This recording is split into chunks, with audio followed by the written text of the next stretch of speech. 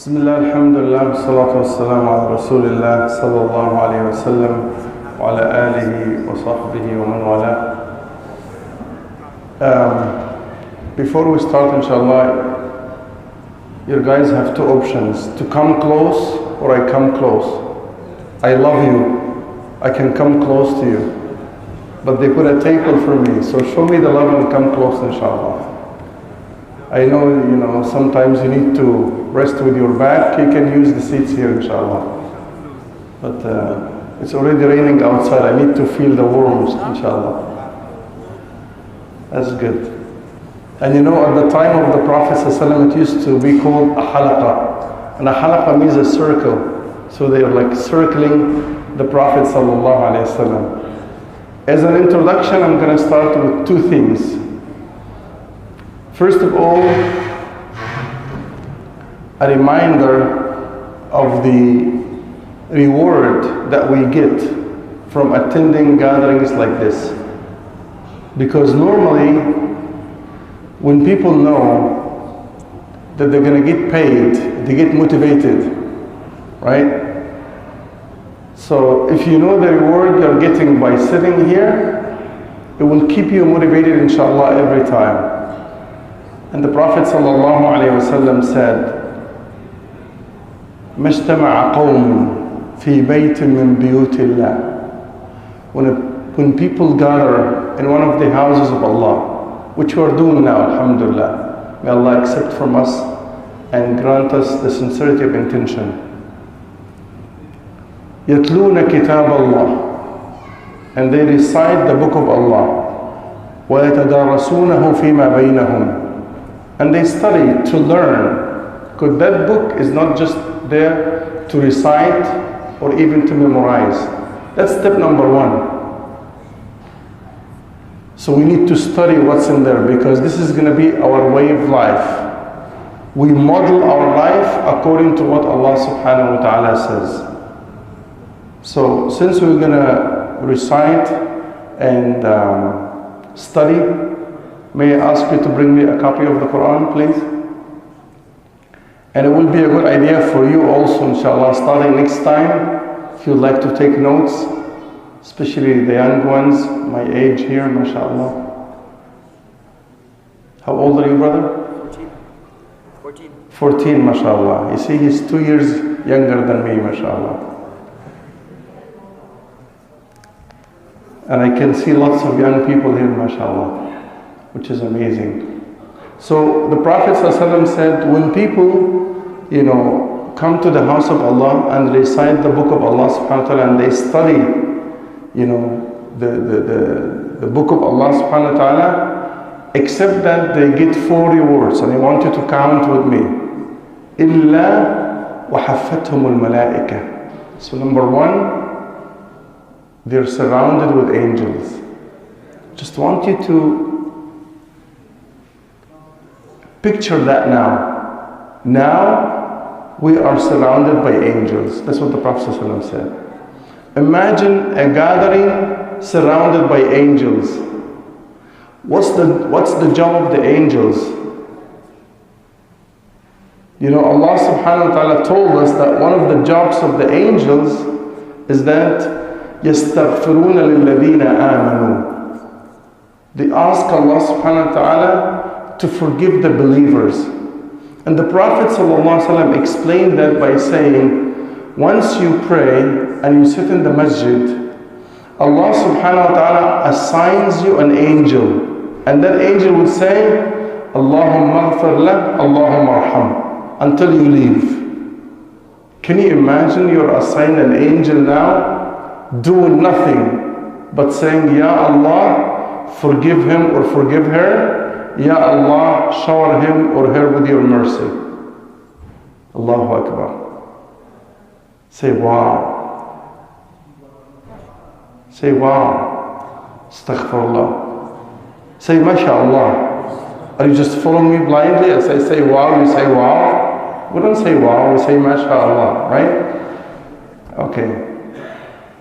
So this is the first prize from Allah subhanahu wa ta'ala, is that you're surrounded by angels And angels are working for you now. They're asking Allah to forgive you and shower you with His mercy subhanahu wa ta'ala. Do we need the forgiveness of Allah? Say yes or yes.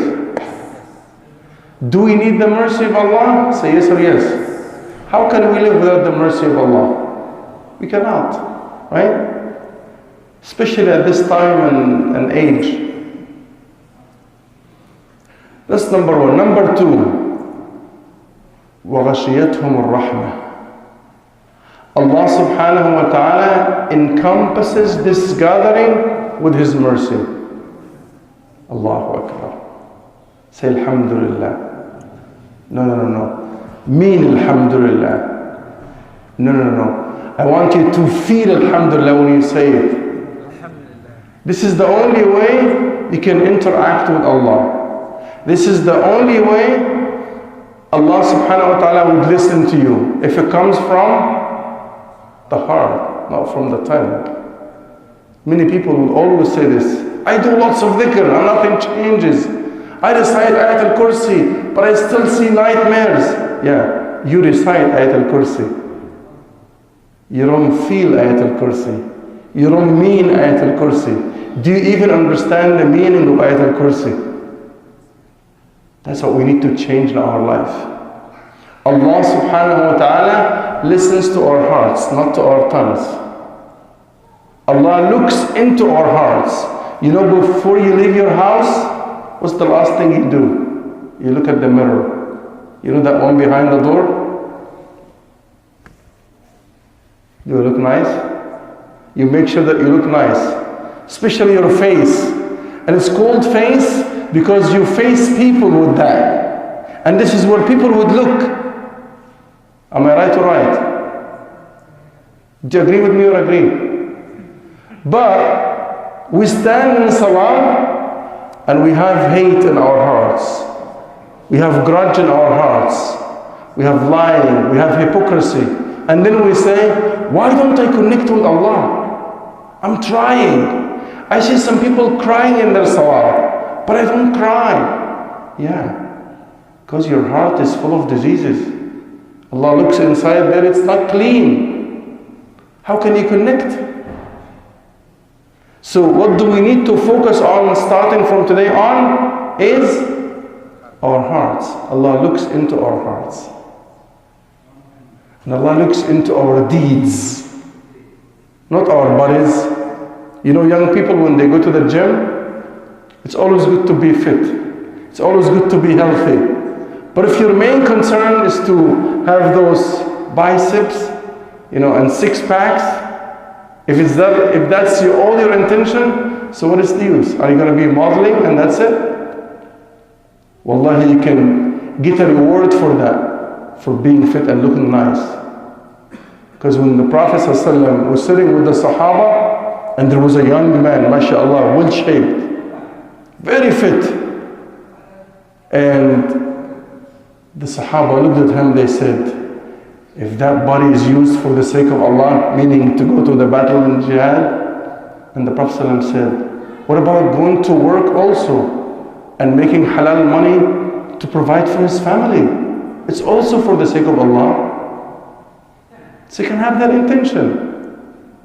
Okay, going back. How many prizes so far? Number one, this is like a class. I have to quiz you. We're not just here just to entertain you, right? So you have to go home with a message. So attending a gathering like this, what do you get? Number one, surrounded by angels. Angels asking Allah for istighfar for you, and they're asking Allah for mercy for you. Is it echoing or is it me? Lots of echo. Can we ask Ali to come and adjust that, because I don't feel it's that much clear, right? If somebody can call him. Okay. Number two, Allah subhanahu wa ta'ala showers and encompasses the audience with His mercy. Number three, وَنَزَلَتْ عَلَيْهِمُ السَّكِينَةِ. You know the word sakina, they translate that it's not your aunt or your sister, sakina, right? So sakina means tranquility. or that serenity that you feel in the heart, that peace of the heart and peace of the mind that everybody in the world today is looking for, right? Some people, I know some people who are not millionaires, they are billionaires, but they're not happy. They're lacking that sakina. They don't have that peace of the heart and the peace of the mind.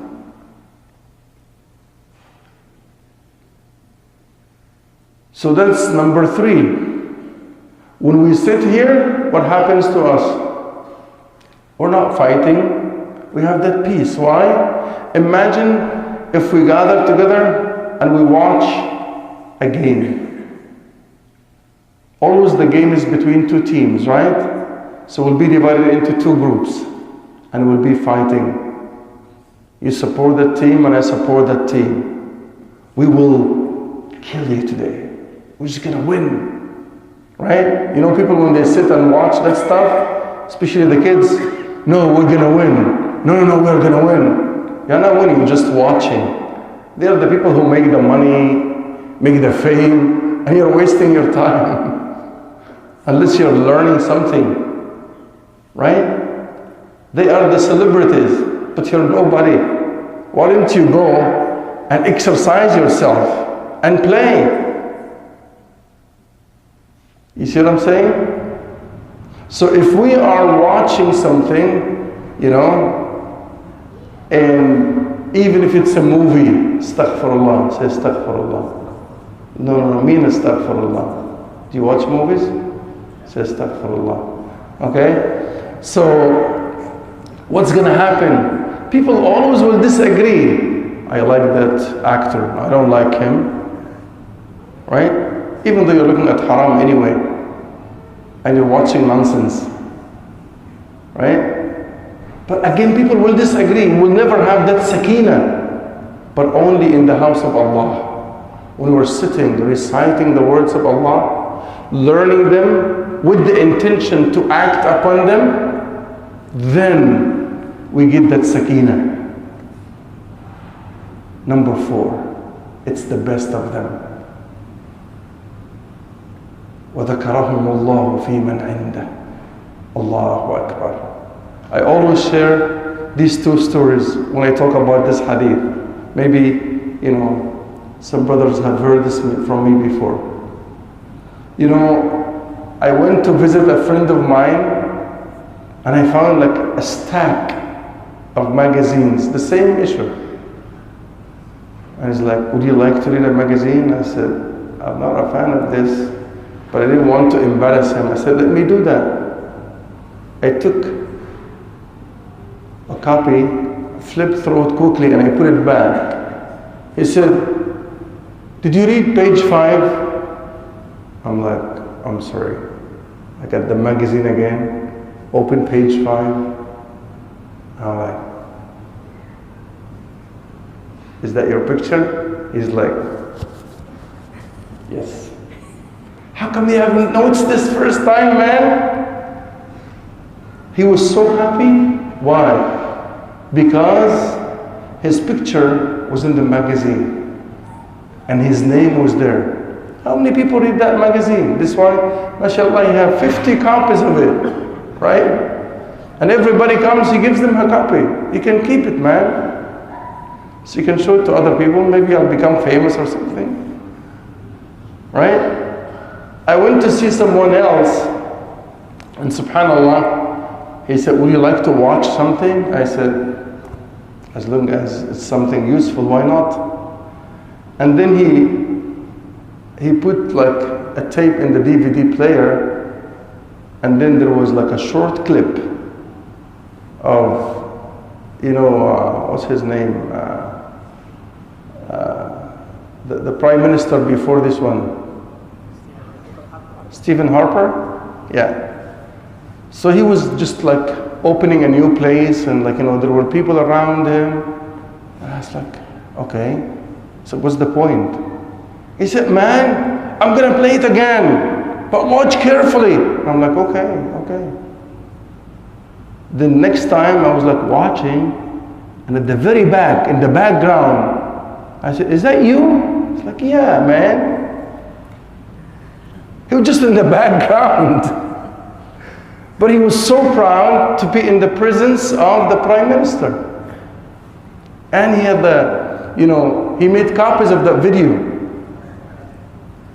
You see what I'm saying? Why am I saying this? Why am I sharing this? Because the fourth prize of attending a halaqah like this, Allah, did you hear that? Allah will mention you by name above 7 heavens now. Ya Allah. Who am I?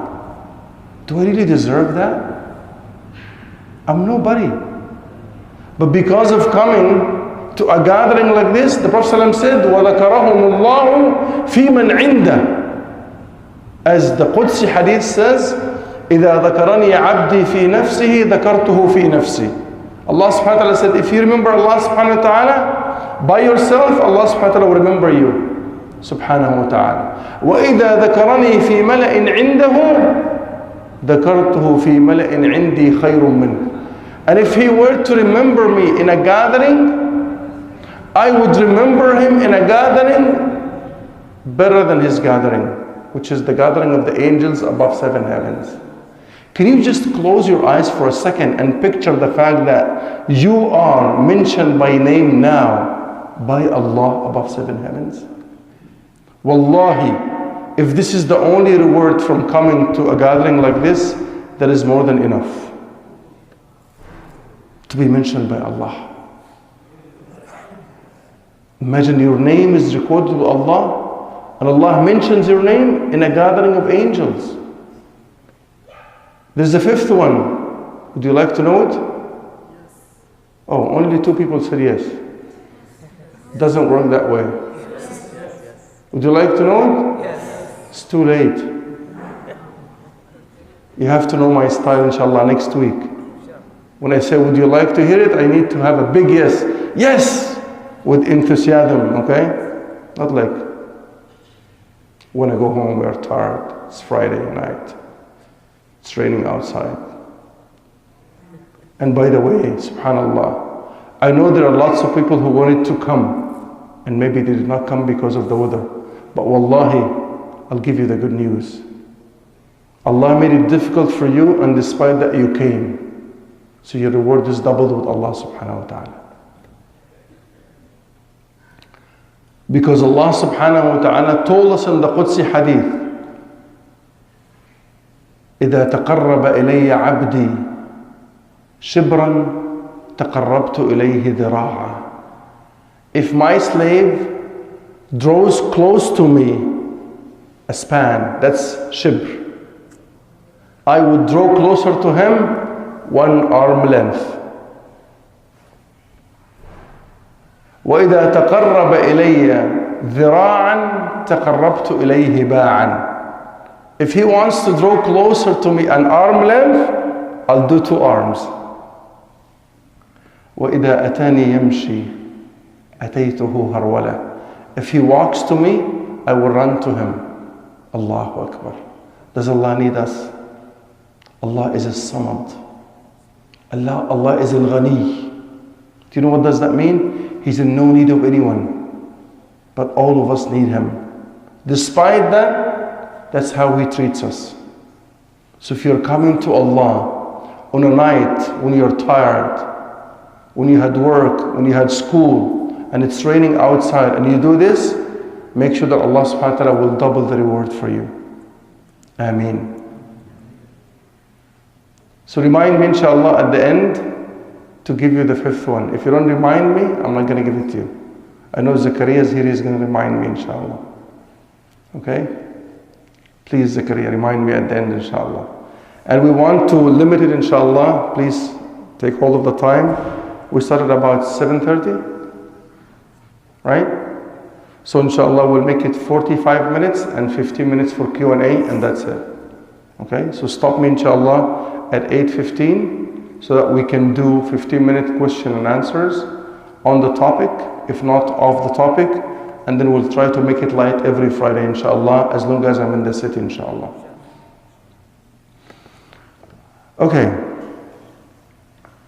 The second thing that I wanted to share with you is when people see a gathering like this, how do they react to that?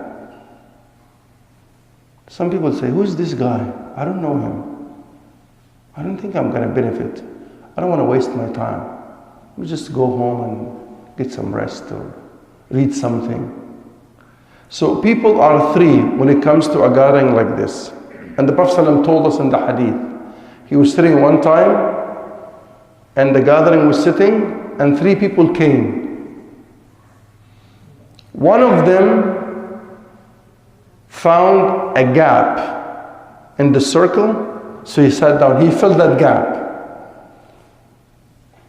Second one, he found no spot in the circle, so he felt shy to push people, so he sat behind. The third one looked and he turned his back and he left. So the Prophet ﷺ said, shall I tell you the news of the three people? ألا أخبركم بخبر الثلاثة نفر؟ قالوا بلى يا رسول الله. Please tell us. He said, أما الأول فقد أقبل على الله فأقبل الله عليه. The first one was coming, rushing towards Allah. Allah reciprocated the same feelings with him. Allah gave him the same. وأما الثاني فقد استحيا من الله فاستحيا الله منه. Second one was shy. And Allah subhanahu wa ta'ala reciprocated the same feelings with him. وَأَمَّا الثَّالِث فَقَدْ أَعْرَضَ عَنِ اللَّهِ فَأَعْرَضَ اللَّهُ عَنْهُ. As for the third one, he turned his back on Allah, and Allah subhanahu wa ta'ala turned his back on him. This is how people react when it comes to seeking knowledge, seeing a gathering like this. May Allah subhanahu wa ta'ala grant us all the sincerity of intention. And may Allah subhanahu wa ta'ala look at us now. And if Allah looks at us, He will never punish us. He will never torture us. So I decided to start the Tafsir of Surah Yusuf. And there are many reasons for choosing Surah Yusuf. First of all, Allah subhanahu wa ta'ala describes Surah Yusuf as Ahsan al-Qasas. And this is the reason I recited some ayat of Surah Yusuf when I was leading the Isha Salah. Allah describes Surah Yusuf as the best of stories. And when we come to the ayah, we're going to explain why. Why is it the best of stories? It's Allah telling a story. So it has to be the best of stories. But we're going to go in more details, inshallah. Second, Surah Yusuf is like an encyclopedia. I'm going to use the surah as a text, but every time something comes in the surah, when it comes to aqidah or fiqh, I'm going to stop and explain it. It's going to talk about dreams. We're going to stop and talk about the types of dreams. It talks about dealing with the children. We're going to talk about parenting. And we'll see the dialogue between Yaqub alayhi salam and his son and the other sons. It's going to talk about injustice and how do we deal with that. It's going to talk about evil people plotting bad things. We're going to talk about that. We're going to talk about shaitan. So you just think about something. When I sat down for my PhD at Al-Azhar University, where I'm a professor, to think about a topic, I chose Surah Yusuf. That was the thesis of my PhD. I jot down 300 themes, and they're in Surah Yusuf. I just gave you like 3 or 4 now. But as we are progressing, inshallah, with the surah, you will notice that. We'll cover so many things.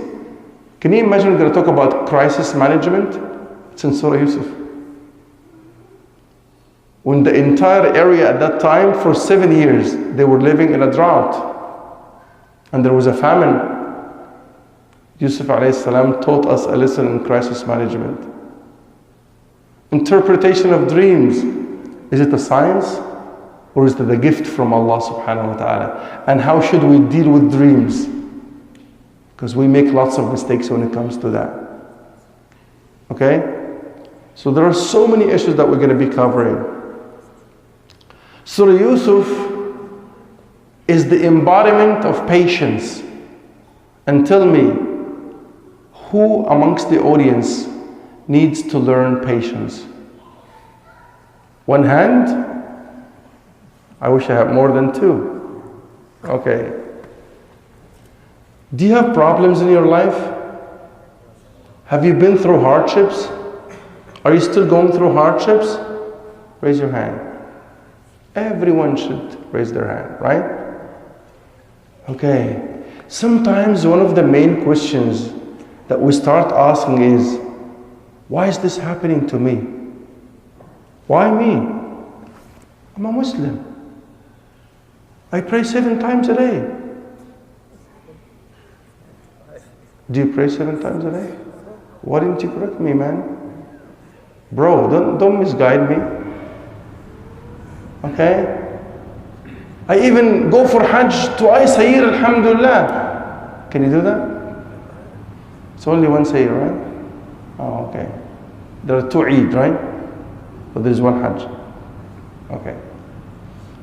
And I give my zakah and I fast Ramadan and I keep going into hardships. Look, I think if I'm a Muslim, I should have a perfect life. When I look at the non-Muslims next door, subhanAllah, they have 5 kids with green eyes and green hair. They have a nice house. And I have 2 kids, one of them is disabled. Why me? Have you heard this before? Allah is answering in Surah Yusuf, say, why you? Okay, Allah is going to answer you. Who are you? Are you better than Yusuf alayhi salam? You know when the Prophet ﷺ was asked, Man akramun nas? Who's the most noble person in the history of mankind? And when I heard this, I imagined the Prophet ﷺ would say, me, talking about himself, because he's the best, right? But subhanAllah, he said, Yusuf, Al-Kareem, Ibn Al-Kareem, Ibn Al-Kareem, Ibn Al-Kareem. Allahu Akbar. No one can match Yusuf when it comes to lineage and nobility. Why? Tell me in history, who is a prophet and his father is a prophet and his grandfather is a prophet and his grandfather is a prophet? It never happened except with Yusuf. Yusuf alayhi salam was a prophet. Who's his father? Yaqub, Jacob. Who's his grandfather? Isaac, Ishaq alayhi salam. Who's his grandfather? Ibrahim alayhi salam. Now that you know this, and you know that this is the story of Yusuf, and we're gonna deal with that inshallah over a few months from now, you will notice that he has been through a lot, even though he's the most noble person who lived on earth. What does that mean? It means that this life is not perfect, and this life is not the real life. So when you go through hardships, remember that Allah subhanahu wa ta'ala told us in the Quran that the real life is the akhirah, not this one. Give me evidence. So number 29 and number 64. Surah Al-Ankabut and number 64. Allah subhanahu wa ta'ala says, وَمَا هَذِهِ الْحَيَاةُ الدُّنْيَا إِلَّا لَهُ وَلَعِبٌ. And indeed, this worldly life is nothing but entertainment, amusement, and playing. وَإِنَّ الدَّارَ الْآخِرَةَ لَهِيَ الْحَيَوَانُ لَوْ كَانُوا يَعْلَمُونَ. And indeed, the real life is the hereafter, if they really know. Who is stating that fact? Hello? I'm not going to say Somalia because I feel like I'm getting the nationality very soon, inshallah. I think I need to get the Somali citizenship before I get the Canadian citizenship. Especially if you live in the South, right? Okay, so talk to me. Who's stating that fact? That the worldly life is nothing but entertainment and play, and the real life is the akhirah. Do you believe in that? You have no options but to say yes or yes, right? But how do we act? When we go through difficulty in this life, wallahi, the more you know Quran, you'll be the happiest person on earth. The more you connect to the words of Allah subhanahu wa ta'ala, you will understand the meaning of your life. Otherwise, you might be suffering a lot. And then you realize when it's too late. Right? How many times does Allah subhanahu wa ta'ala say that this life is a test? How many times in the Quran? Do you believe that? Theoretically, yes. But practically, when the reality hits, what happens? Why me? Why is this happening to me? You know, man, I just prayed Jum'ah and I just like drive the car and then somebody crashes in my car. I even sometimes go out and somebody just like did it. I'm not even driving it. Why? So we need to understand that Allah subhanahu wa ta'ala, when He states facts like this, we need to take it to the heart and live by that. I'll give you 3 examples in the Quran. When you read in Surah Al-Kahf, that you should have recited, on Friday, right? Allah subhanahu wa ta'ala, if you go through the ayat 6 and 7, He's talking about the reality of this dunya. He said, إِنَّا جَعَلْنَا مَا عَلَى الْأَرْضِ زِينَةً لَهَا. All what you have seen in this worldly life is nothing but ornament, zina, decoration. Children, zinatul hayat ad-dunya. Allah used the same word. They are the ornament. The children are the ornament of this life. Wealth, al-malu wal-banun, zinatul hayat ad-dunya, is a decoration. Right? Tell me who went to the grave with his money? Nobody. Even subhanAllah, the shroud, when they shroud your body, when they cover your body, that shroud doesn't have pockets. You can't take anything with you. It's plain. This is why Alexander the Great, when he passed away, he told them, he said, you know what? When you're taking my funeral to the grave, make sure that you extend my hands outside like this. And you bring all my wealth and scatter it on the coffin so people would see it just like going away. They said, why? He said that people might learn something. I came to this life and I'm going to the grave with nothing in my hands. And all the money and the fame that I have made is of no use now. So Allah said, Allah made everything in this life as just ornament. إِنَّا جَعَلْنَا مَا عَلَى الْأَرْضِ زِينَةً لَهَا. Why, Ya Allah? Why did you create money, jobs, cars, houses, all of these? It's ornament. Either it would leave you or you would leave it behind. That was my last post on the Fasad book page. I said everything in this life, you either leave it or it will leave you. So let your heart be attached to Allah. Allah said, لِنَبْلُوَهُمْ أَيُّهُمْ أَحْسَنُ عَمَلًا. So what do you take with you out of this life? It's a test so that to see who are the best when it comes to their deeds. Read in Surah Al-Dahr, Surah Al-Insan. Ayah number 2. It just reiterates the same meaning. Ayah number 1. هل أتى على الإنسان حين من الدهر لم يكن شيئا مذكورا. That's the first ayah. Hasn't come a time when you were not existing? Hello, say yes or yes. Okay, brother, how old are you? 18, mashallah, 2 years older than me, mashallah. So let's say 20 years ago, were you existing? So Allah is saying, هل أتى على الإنسان حين من الدهر لم يكن شيئا مذكورا? Hasn't come a time when you were not existing? Yes. And then he said, إنا خلقنا الإنسان من نطفة أمشاج. And he summarized the entire purpose of your life in the coming, it looks like a word, but in Arabic it's a sentence. He said, نبتلي. It's a word, but you know how we translate this into English? So that we test him or her.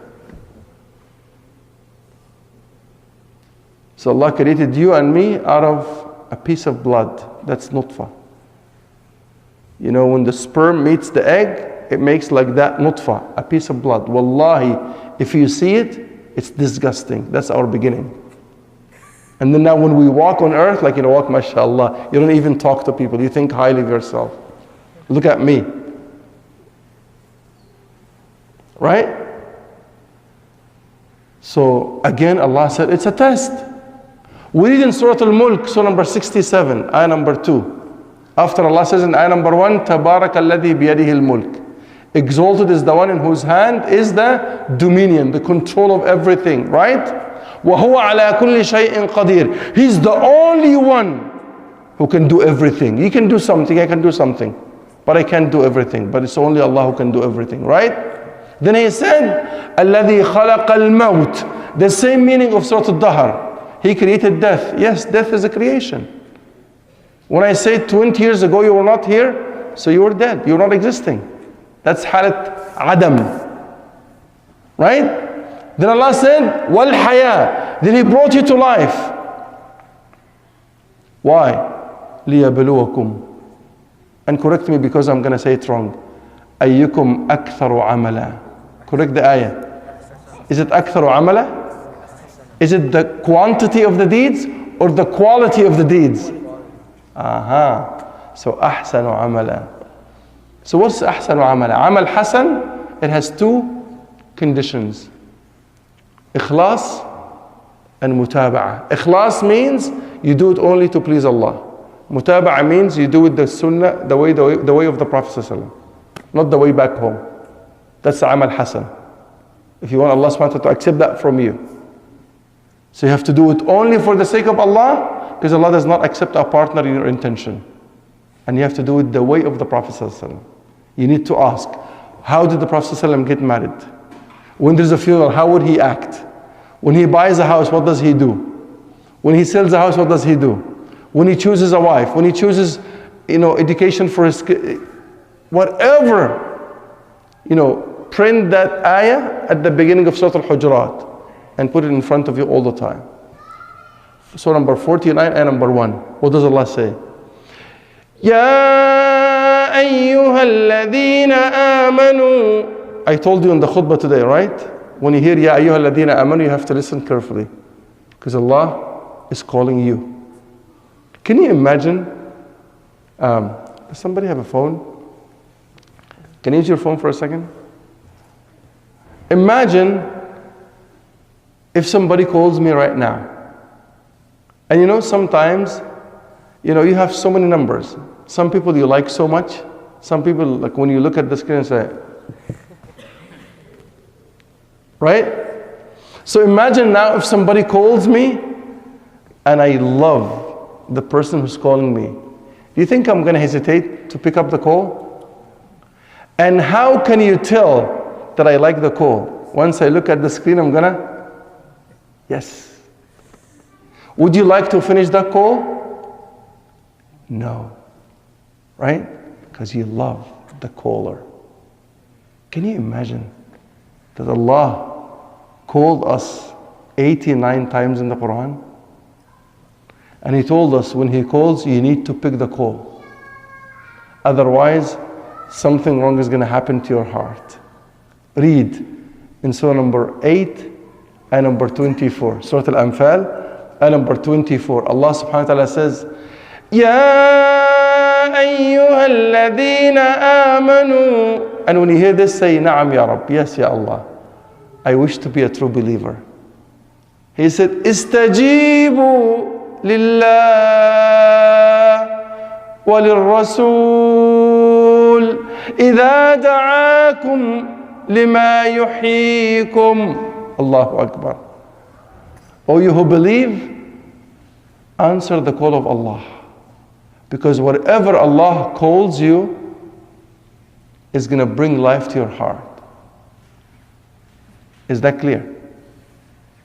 Your heart will be alive once you're connected to the words of Allah. Otherwise it's dead. So the ayah that I wanted you to print out and put in front of you to make sure that your deed is accepted by Allah, لِيَبْلُوَكُمْ أَيُّكُمْ أَحْسَنُ عَمَلًا, is ayah number 1 in Surah Al-Hujurat. What does Allah say in this ayah? يَا أَيُّهَا الَّذِينَ آمَنُوا لَا تُقَدِّمُوا بَيْنَ يَدَيِ اللَّهِ وَرَسُولِهِ. Meaning, O you who believe, do not put anyone in front of Allah and His Messenger. Meaning, before you do anything in your life, ask the first question, Ya Allah, would you be pleased with that? If the answer is yes, proceed to the next question. If not, stop there. I'm going to get married. Excellent. Okay, what are your criteria? What are you looking for?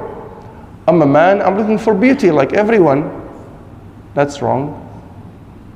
Okay, what about wealth? That's wrong. What about lineage? Like her family? That's wrong. So now, tell me, deen first. Is she practicing Islam or not? So when I explained this one time, one of the brothers misunderstood me. He called me from Toronto, and at that time I was teaching at the University of Calgary and I was living in Calgary. He said, Dr. Bedeir, I have a problem. I said, what is it? He said, I found a practicing sister, alhamdulillah, she has deen. I said, that's not a problem. That's the one that you should go for. He said, no, listen, the problem is she's also beautiful. And I'm like, what's wrong with that? He said, you said you marry the one with the deen. I said, Akhi, the deen should be the priority, should be number 1. Everything else comes second. Did I say she has to be practicing the deen, but she has to be the ugliest person on earth? I didn't say that. Why do you put words in my mouth? You see what I'm saying? And he's like, she's also wealthy. I said, that's not bad. As long as she has the deen first. You see what I'm saying? But if you marry her for her beauty, it will go away after some years. And if you marry her for her money, the money comes and goes. We make money, but money does not make us. And if you marry her for her family, the family is not going to live forever. This is why the deen will always be there. And I always say, there is external beauty and there is internal beauty. The internal beauty will come because of the practice of the deen, because it will produce akhlaq. And that's what you need to deal with.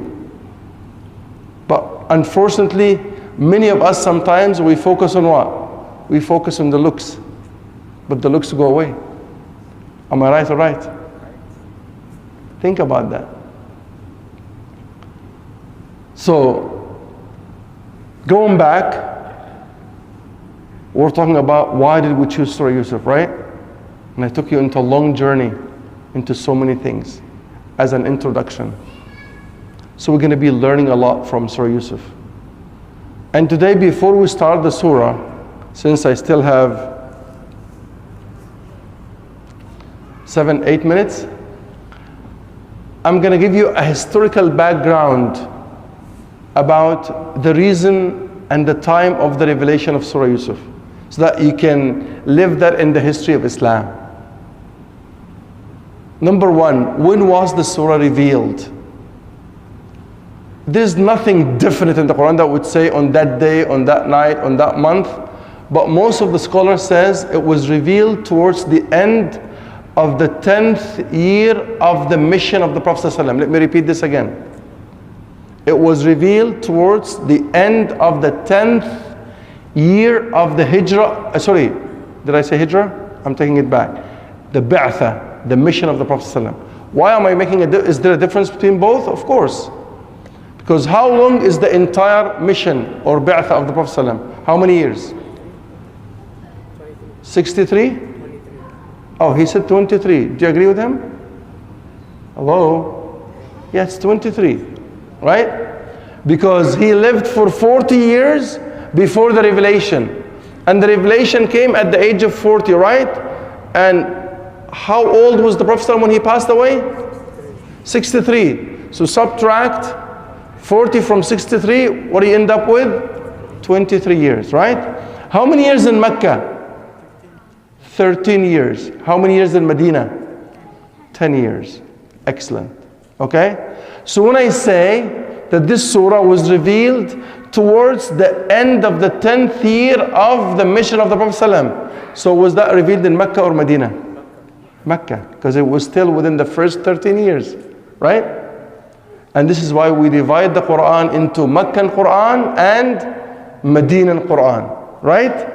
Whatever was revealed in Mecca is called Surah Makkiyah. So this surah is a Meccan surah. Okay? Whatever was revealed after the Prophet ﷺ immigrated to Medina is called Madani, like it's a Medinan surah.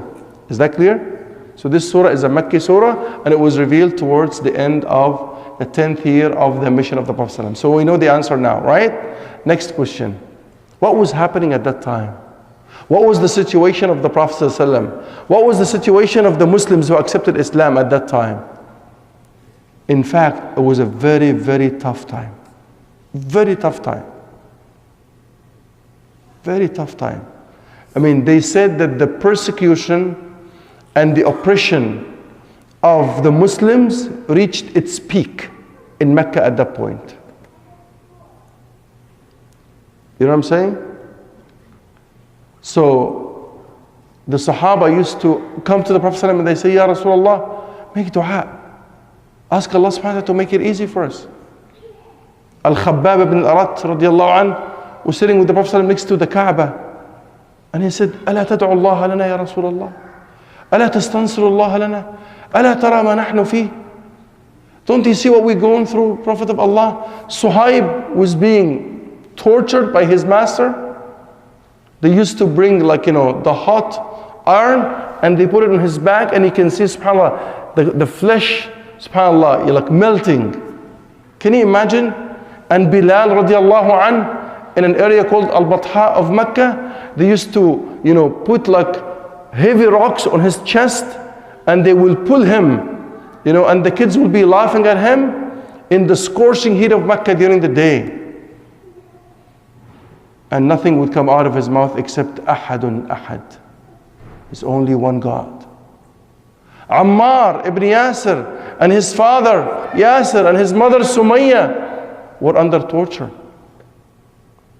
So Al-Khabbab said, Prophet of Allah, would you ask Allah subhanahu wa ta'ala to make it easy for us? Look what the Prophet ﷺ said to him. He said, إن الرجل في من كان قبلكم كان يؤتى به فيوضع المنشار في مفرق رأسه فيشق نصفين ثم يؤتى بالأمشاط فيمشط ما بين لحمه وعظمه ولا يرجعه ذلك عن دينه ولكنكم قوم تستعجلون أو كما قال صلى الله عليه وسلم. The Prophet ﷺ said, people before you, Muslims like you, who accepted the deen at the hands of their prophets, they used to bring them and they will put the sword or the knife in the middle of their heads and they will be cut into two halves. And then they will bring combs and then they will take the flesh out of the bones and they wouldn't give up their Islam. But you're hasty people. Look at the level of oppression and persecution they were living at that point of time. And two main things happened in the life of the Prophet ﷺ. Two tragic events happened to the Prophet ﷺ at that point of time. Would you like to know them? My time is over. So we're going to be starting with this inshallah next week. Next Friday inshallah. You have to get used to my cliffhangers inshallah. Because you need to be, you know what they do in the movies and the series? To be continued? I'm going to do this to you, inshallah. Because this is the best of stories. We're going to live with Surah Yusuf as if it's a movie. Wallahi, it's the best movie ever. And we'll learn a lot from it. But I promised you something if Zakaria reminds me. The fifth thing that... You see? So you have an assistant here, Zakaria. Yeah. The fifth reward that we're going to get, right? I'm going to delay this till the very end because we have 15 minutes for Q&A, right? So keep remembering because I'll trick you, inshallah. We're going to leave with that because it's a very, very hopeful message, and I want you to leave with a hopeful message, inshallah. So I'm going to open the floor now, but don't ask me about the cliffhanger. Don't tell me what are the true tragic events, okay? Because this is going to be the beginning of next week, inshallah. But you can ask me questions, about what I mentioned. I'm sure sometimes when I talk, some thoughts come to your mind, some questions come to your mind. Please do not hesitate. And there is nothing called unimportant question. Don't feel embarrassed to ask a question. So we're going to give 15 minutes for the Q&A, and then we're going to 8:27 or 8:28, inshallah. You remind me to give the fifth gift that Allah gives us because of attending a gathering like this. Who's going to give me the first questions? And sisters also can send questions. I think we have sisters here, right? Yes. They can send questions, inshallah, if you give them a paper or something. Or they can send a young messenger from amongst them, inshallah. Okay, who's going to give me the first question, inshallah? Remember, if you don't ask me, I have millions of questions. So I will embarrass you before you do it to me, so you better embarrass me. Okay, first question. First question. Yeah, you can ask. Yeah, go ahead, brother. You say that surah will teach you two things, patience and hardship, daily hardship. Is only that or other? No, I said, we're going to learn so many things, but I said if I summarize Surah Yusuf in 2 words, I always call it as-sabr al-jameel, beautiful patience. And all of us need that, right? All of us need that. Because if you know the reward of patience in the Quran, that will be your main goal in life, to learn how to be patient. I'll just give you, since you talked about patience, I'll just give you 2 of them. When you read in Surah number 3, Surah Al-Imran, Ayah 146, Allah subhanahu wa ta'ala says, Wallahu yuhibbu as-sabirin. Allahu Akbar. Would you like to be loved by Allah? Learn patience. Indeed, Allah loves those who are patient. So one of the reasons that we need to learn patience is that Allah loves the patient people. Right? Second one, it's a very beautiful one. It's in Surah Al-Zumar, Surah number 39, ayah number 10. Allah subhanahu wa ta'ala says, إِنَّمَا يُوَفَّى الصَّابِرُونَ أَجْرَهُمْ بِغَيْرِ حِسَابٍ. Allahu Akbar. Indeed, the patient people will be rewarded by what? By going to Jannah right away without reckoning. Allah is going to say, you've gone through a lot and you were patient, just go to Jannah directly without reckoning. That's one meaning. Some other scholars said, بِغَيْرِ حِسَاب here means, the reward that you will get in Jannah will be in abundance, like you'll have lots and lots and lots. So either way, it's a beautiful reward again for patience. Okay, so we'll learn a lot, inshallah. Yes? Which way are we going in the Quran? Once we finish Yusuf, which way are we going to go? Down? I'm not sure if I'm going to live to finish Surah Yusuf, inshallah. So the brother's asking, which way are we going to the Quran? Are we going right or left? So we're going backward or forward, inshallah, with Surah Yusuf. Sometimes I'm selective, maybe the next would be Juz' Amma when we finish Surah Yusuf. You know why? I always have a strategy in mind. Because many of us memorize Juz' Amma, but we don't understand it. Do you agree with me or agree? Of course. If you don't, I will embarrass you right now, on the spot. I'm ready. I did this with my students at Al-Azhar.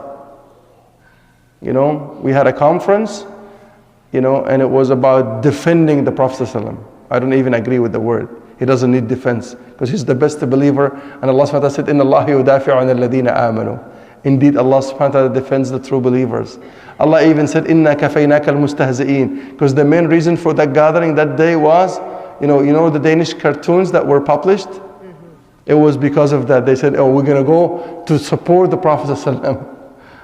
And then I gave them a very mind-boggling, message that day. I said, here is how you can support the Prophet ﷺ. He doesn't need support. You need to support yourself by following his sunnah. Okay? By doing what he used to do, by carrying on his message. Because you know what Allah subhanahu wa ta'ala said in surah number 21, Surah Al-Anbiya, ayah 107. Allah subhanahu wa ta'ala says, وَمَا أَرْسَلْنَاكَ إِلَّا رَحْمَةً لِلْعَالَمِينَ. O Muhammad, we have not sent you except as mercy.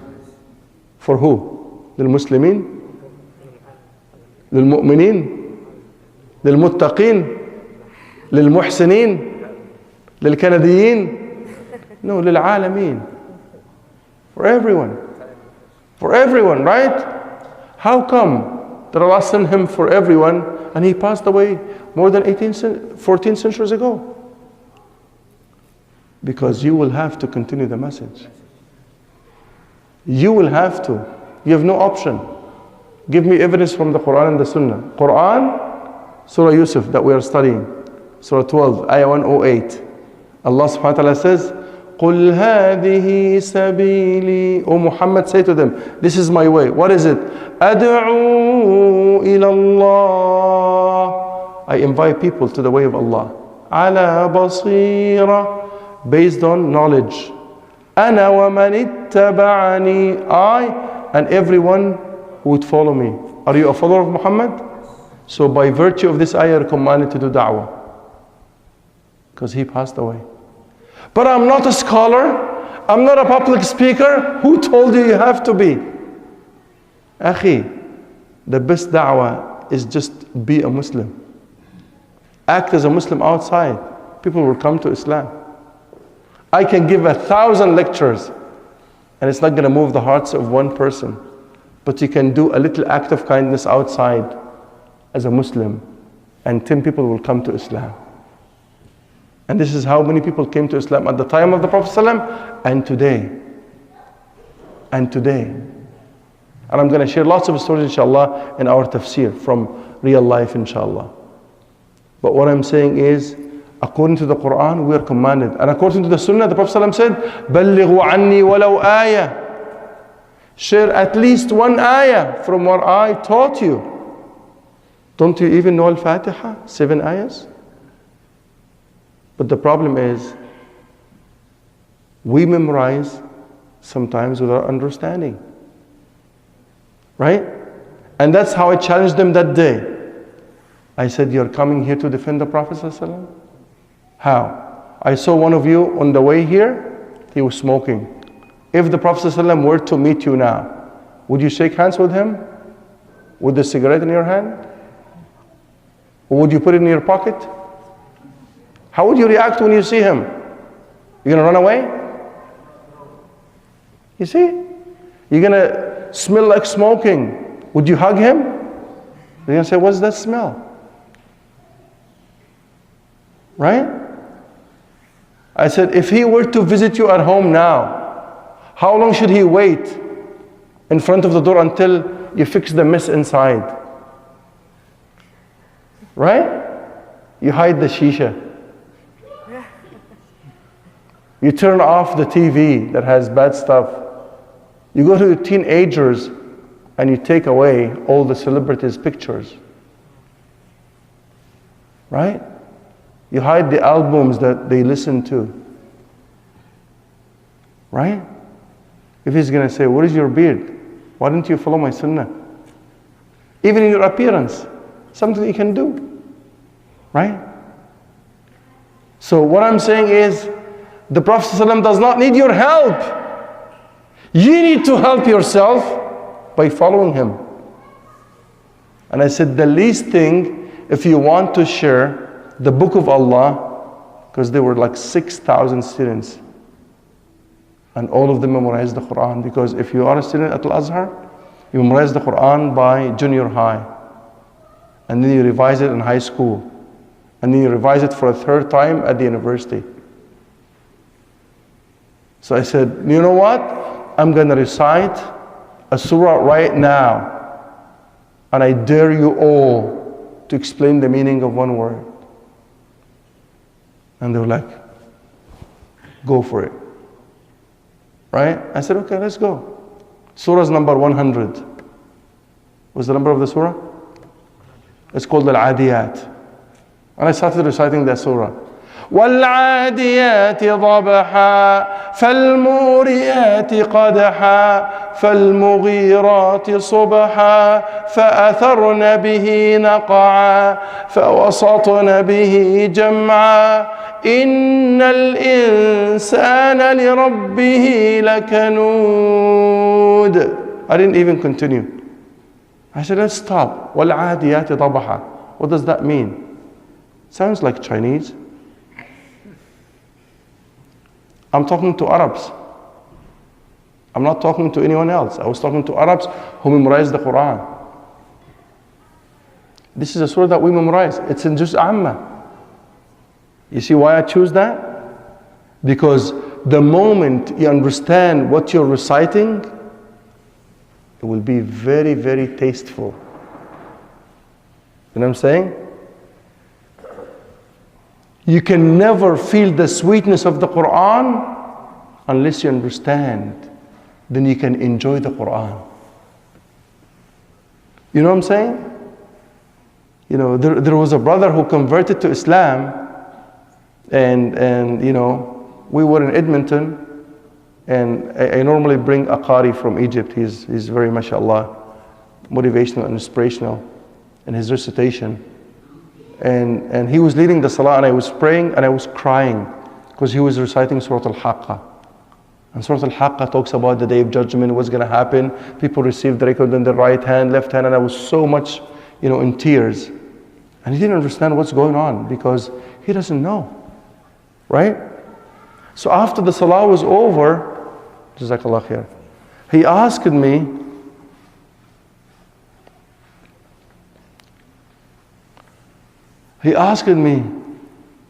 wow, what are you crying? What's wrong? I said, because I was living and I was picturing the ayat that were recited. And when the Prophet ﷺ used to recite the Quran and lead the salah, كانوا يقولون كان يسمع لبكائه صوت كأزيز المرجل.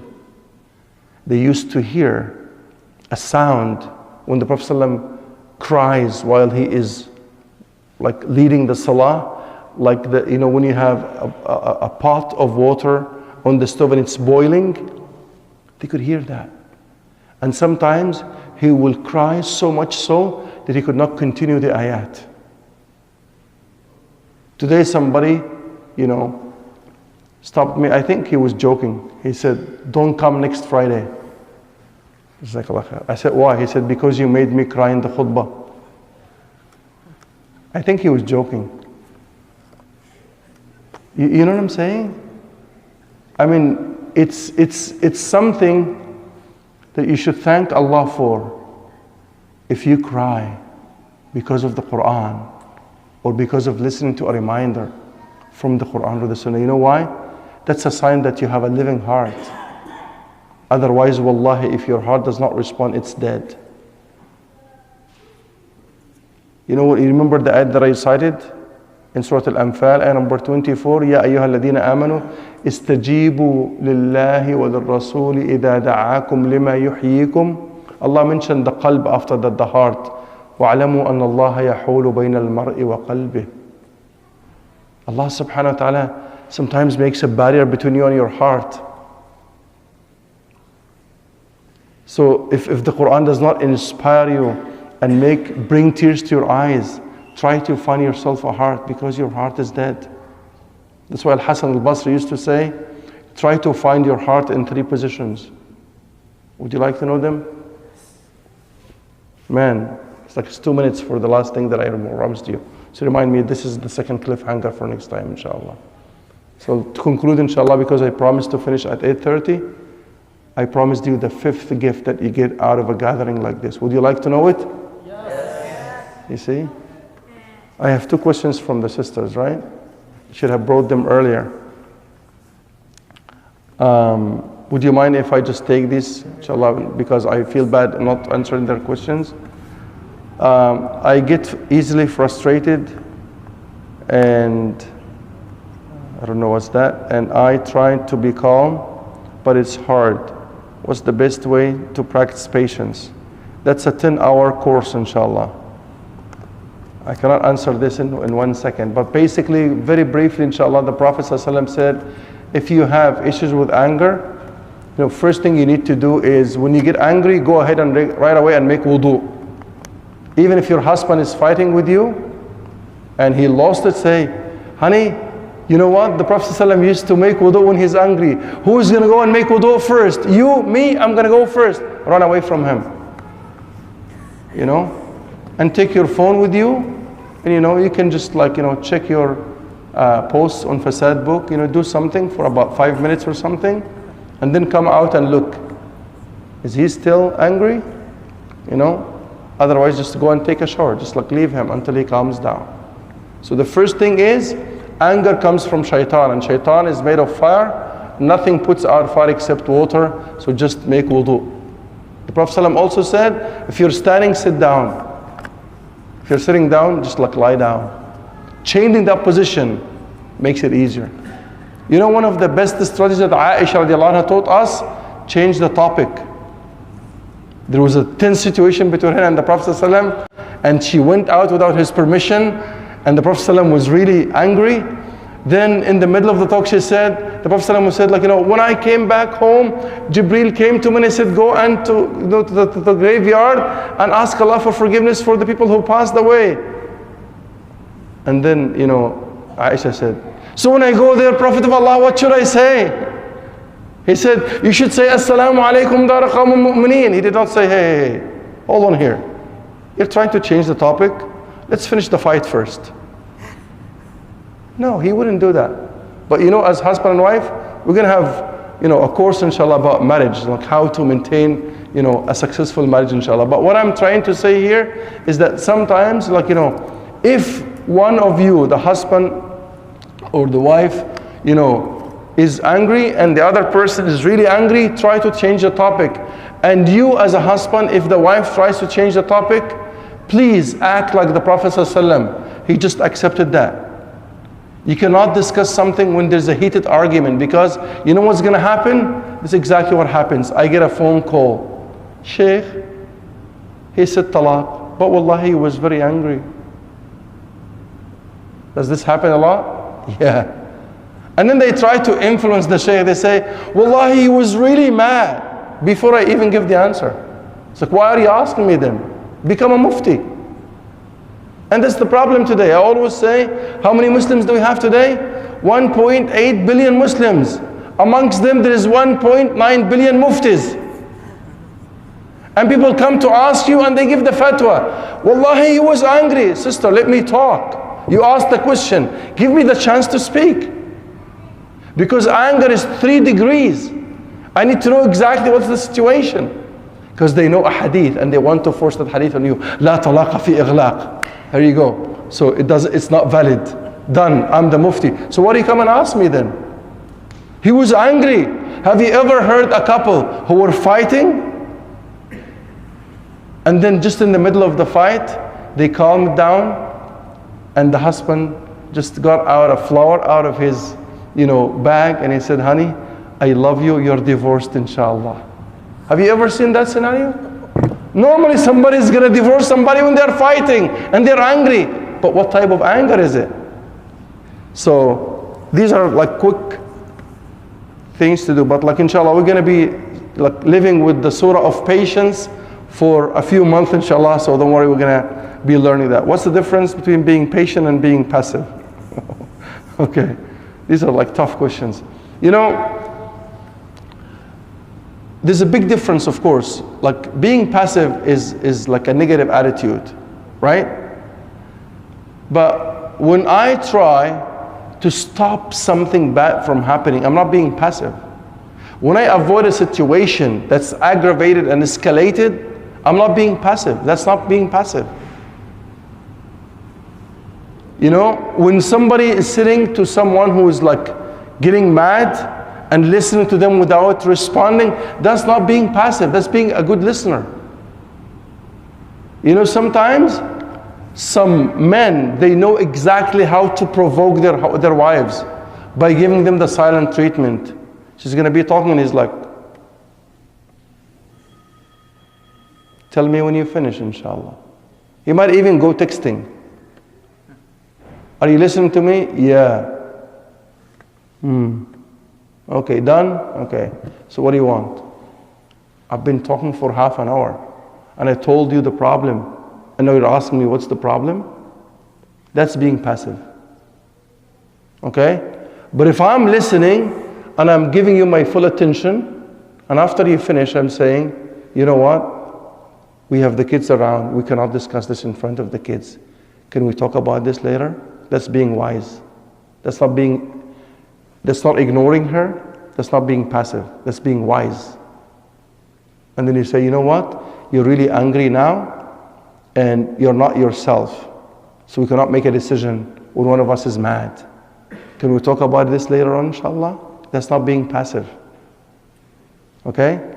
So we need to understand this. The other question is turning away or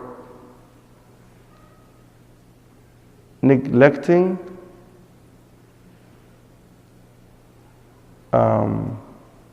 I really cannot read the question. So if the person can see me or something, because I cannot read the question. Let me finish, inshallah, with the promised fifth gift and prize from Allah subhanahu wa ta'ala, so that you will be keen, inshallah, next Friday. Hopefully there will be no rain. And the Prophet ﷺ told us, الدال على الخير كفاعله. If you guide someone to do something good, you get the same reward like them without diminishing anything of the reward. So if you bring 1 or 2 or 3 with you, inshallah, which I'm sure that you can do that, you will be getting the reward of 3 or 4 or 5, whoever will come, inshallah. Okay? But the prize is the following. At the end of this gathering, Allah subhanahu wa ta'ala would say, قُومُوا مَغْفُورًا لَكُمْ قَدْ بُدِّلَتْ سَيِّئَاتِكُمْ حَسَنَاتٍ. Allahu Akbar. Leave this gathering with all of your sins being turned into good deeds, and Allah would forgive you. Allahu Akbar. You know the hadith that I'm just quoting the last part of it. The angels would say, Ya Allah, there is someone amongst them who was not coming to the halaqah. He was just coming because there was somebody in the halaqah and he wanted something from him, so he just came and waited for him. Allah would say, Humul qawmu la yashqa bihim jalisuhum ushhidukum anni qad ghafartu lahu ma'ahum. As long as he's attending with them, he will be also included in my forgiveness. So bear witness, I will forgive him or her too, inshallah. So isn't this amazing? So again, at the very end, inshallah, I thank you so much, even though it's raining, even though the weather is not that good, but inshallah, may Allah subhanahu wa ta'ala reward you.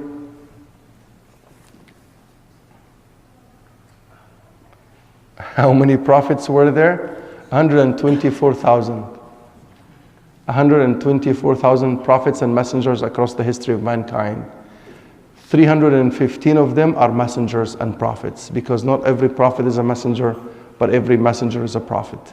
So being a messenger is something hard than a prophet. For example, Musa is a messenger and a prophet, but Harun is a prophet. He was following the same message of Musa alayhi salam. So basically the question is, how many prophets, across the history of mankind? 124,000. Prophet Muhammad sallam was the last. Okay? We have 25 only mentioned by name in the Quran. 25 only mentioned by name in the Quran. But there was 124,000 of them. 315 of them are messengers. And every messenger is a prophet, but not every prophet is a messenger. اللهم اجعل تجمعنا هذا تجمعا مرحوما واجعل تفرقنا من بعده تفرقا معصوما ولا تجعل منا ولا بيننا شقيا ولا محروما. اللهم آت نفوسنا تقواها وزكها أنت خير من زكاها أنت وليها ومولاها. نسألك لسانا ذاكرا وقلبا خاشعا وعملا متقبلا ودعاء مستجابا. طهر ألسنتنا من الكذب وأعيننا من الخيانة، وأعمالنا من الرياء، وقلوبنا من النفاق.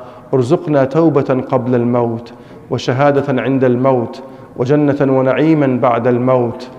اللهم احشرنا في زمرة النبي محمد صلى الله عليه وسلم. اللهم اجعل آخر كلامنا من الدنيا لا إله إلا الله. وصلى اللهم على محمد وعلى آله وصحبه وسلم.